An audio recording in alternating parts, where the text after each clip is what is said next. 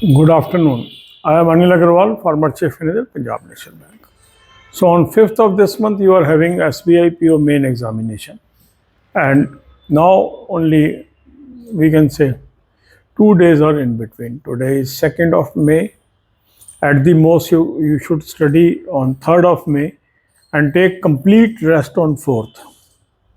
Rest plays very crucial role in your success. Don't go to the examination hall with tired mind. So whatever activities you want to do, plan for today and tomorrow. And take complete rest on 4th. And if your center is outstation, travel on 4th and reach the venue well before time in a relaxed mode. So more relaxed you are, better it is. This is first thing. Take proper rest, proper sleep. Don't overexert. Because whatever preparation was required, you have already done. Now, what should be done these 2 days? No new addition of knowledge. First thing. Whatever you have done, simply revise that, more especially for current affair, banking, finance, and economics knowledge. You can spend 10 minutes a day on adding any new news that is emerging. That's enough. But most of the time must be spent on revision, revision, and revision. More you revise, more you cram, better it is. Simply get hold of some shortcuts, some formulas, some ratios, some tables, squares, cubes, and all these things handy with you. Then practice descriptive paper.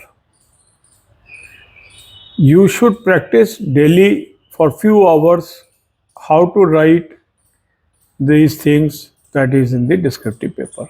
That is going to help you. More you practice, better it is. Then focus on topics where still you are shaky.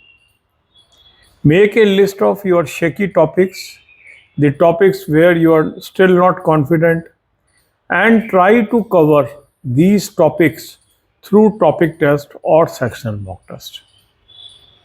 As far as full length mock test is concerned, you can attempt one full length mock test on alternate day basis, or both days you can attempt one full length mock test each. That is your choice. But don't overanalyze the mock test.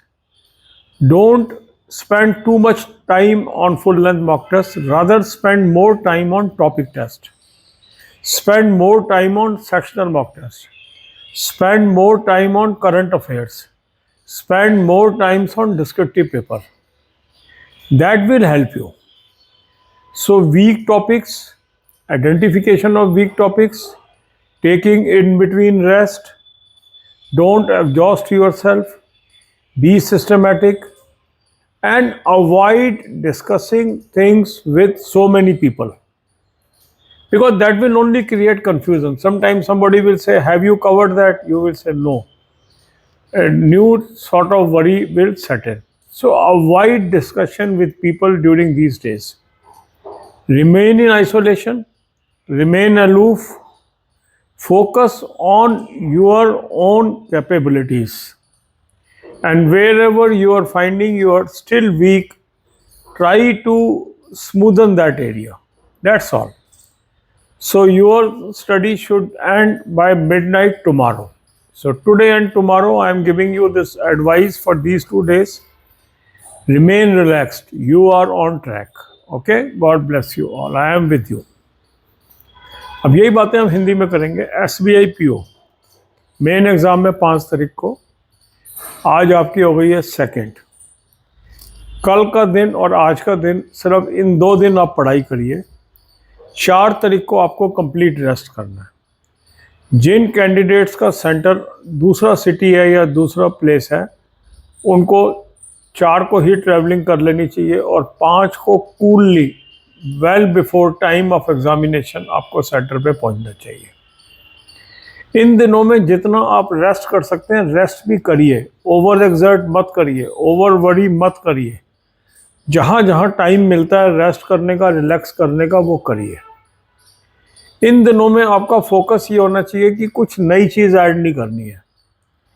अब तक जो कुछ कर लिया है उसी को समेटना है, उसी को रिवाइज करना है, उसी पे एम्फोसिस करना है।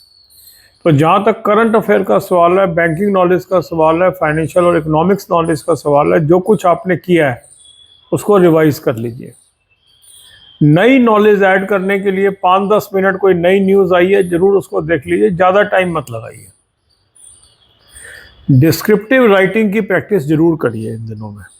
जो भी डिस्क्रिप्टिव के क्वेश्चंस आने हैं, आपको पता है कि ईमेल राइटिंग है या जो भी हैं, उसकी प्रैक्टिस करिए। जितनी आप प्रैक्टिस करेंगे उतना आपका कॉन्फिडेंस बढ़ेगा।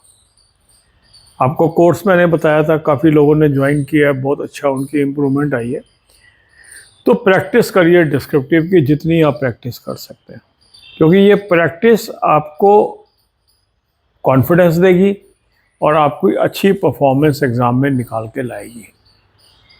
इसी तरीके से जो भी आपके टॉपिक्स हैं, अगर किसी में आपको लगता है कि अभी भी आप शिथिल हैं, कोई टॉपिक ऐसा है जहाँ पर आप कमज़ोर हैं, उस टॉपिक का नाम नोट करिए और इन बचे हुए 2 दिन में कोशिश करिए कि टॉपिक टेस्ट के जरिए, उनके सॉल्यूशंस के जरिए समझने की कोशिश करिए इन टॉपिक्स पे भी आप कैसे मजबूत हो सकते हैं।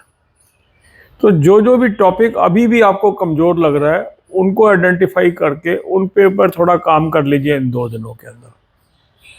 फार्मूले याद कर लीजिए, कन्वर्जन टेबल्स याद कर लीजिए, cubes, squares, cube roots, square roots, tables, इनको अच्छी तरह क्रैम कर लीजिए, ये शॉर्टकट्स में काम आ जाते हैं। और प्रैक्टिस कर लीजिए न्यूमरल्स की काफ़ी, क्योंकि हर क्वेश्चन में न्यूमरल्स का यूज़ होना ही है। तो न्यूमरल्स कैसे बिहेव करते हैं, कैसे ऑब्जर्वेशन से हम कुछ चीज़ें निकाल सकते हैं, उसकी इन दिनों में अच्छी प्रैक्टिस कर लीजिए। जहाँ तक फुल लेंथ मॉक टेस्ट का सवाल है, डेली एक भी कर सकते हैं, करना चाहते हैं, या 2 दिन में एक भी कर लें, वो भी सफिशेंट है।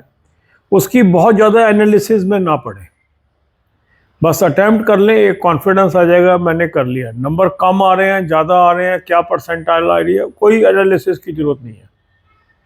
सिर्फ आपको रिदम बनाए रखना है, इसलिए आपको करना है, दैट्स ऑल। इस्तेमाल ज़्यादा आपको करना है टॉपिक टेस्ट, इस्तेमाल आपको ज़्यादा करना है sectional mock test, descriptive paper पे फोकस रखना है, और जो भी आपने current affair, banking, general awareness जो भी तैयार किया उसको रिवाइज करना है। जितना शांत रहेंगे, जितना कूल रहेंगे, आपकी परफॉर्मेंस अच्छी जाएगी। और यारों दोस्तों से बात करने को अवॉइड करिए इन दिनों में, गॉसिप से दूर रहें। कोई भी कोई चीज़ डाल देगा आपके दिमाग में, वो टॉपिक की है, वो चीज़ की है, वो परेशानी आपकी शुरू हो जाएगी। अवॉइड करिए, किसी को कुछ नहीं पता। आप अपने लिए सबसे काबिल व्यक्ति आप खुद ही हो। जो कर लिया है उसी पे टिके रहो, उसी को मजबूत करो और मजबूत कड़ी की तरह एग्ज़ाम देके आओ। God bless you with success.